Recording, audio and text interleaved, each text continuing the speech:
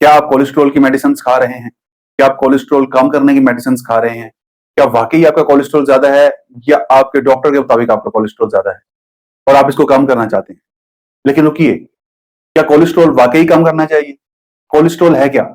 Cholesterol एक ऐसी चीज है जिसके जरिए हमारे जिस्म में विटामिन डी बनता है, विटामिन ई बनता है, के बनता है, ए बनता है। कोलेस्ट्रॉल के जरिए हमारे जिस्म में बहुत सारे हार्मोन्स बनते हैं, स्पेसिफिकली जेंडर हार्मोन्स बनते हैं। कोलेस्ट्रॉल के जरिए हमारे जिस्म में इन्फ्लेमेशन कम होती है। कोलेस्ट्रॉल के जरिए हमारा हाजमा बेहतर होता है, जिसके लिए बाइल एसिड्स रिस्पॉन्सिबल है, और कोलेस्ट्रॉल उसका बहुत ही मुफीद जुज़्व है। कोलेस्ट्रॉल की वजह से हमारे पट्टों में ताकत होती है, हमारे पट्टे मजबूत होते हैं, और कोलेस्ट्रॉल की वजह से इंसुलिन अपना काम करती है।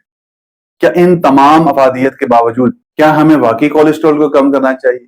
क्या हमें वाकई विटामिन को खत्म करना है? क्या हमें वाकई जिस्म की सोजन को खत्म करने वाले अज्जा को खत्म करना है? क्या हमें वाकई हार्मोन्स को खत्म करना है? क्या हमें वाकई अपने पट्टों को कमजोर करना है? अगर नहीं करना तो ये वीडियो जरूर देखें और हमारे चैनल को सब्सक्राइब करें। क्या आपने कभी सोचा है कि कोलेस्ट्रॉल कम करने का कुदरती तरीका भी हो सकता है? हम कोलेस्ट्रॉल कम करने वाली दवाइयां ही क्यों इस्तेमाल करते हैं?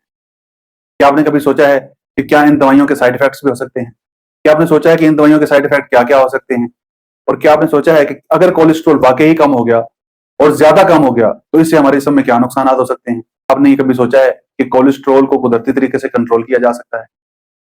जी हाँ, कोलेस्ट्रॉल को कुदरती तरीके से कंट्रोल किया जा सकता है, और ना सिर्फ कंट्रोल किया जा सकता है बल्कि इससे बेहतर तरीके से फायदा भी उठाया जा सकता है।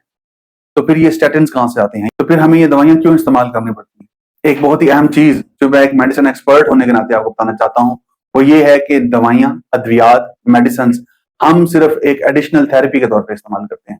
अगर हम किसी मर्ज को, किसी तकलीफ को, किसी डिसऑर्डर को कुदरती तरीके से कम कर सकते हैं तो हमें उसको कुदरती तरीके से ही कम करना चाहिए, हमें उसके लिए दवाई नहीं लेनी चाहिए। उम्मीद है ये वीडियो आपके लिए मुफीद रही होगी। लाइक करें, सब्सक्राइब करें। बहुत शुक्रिया।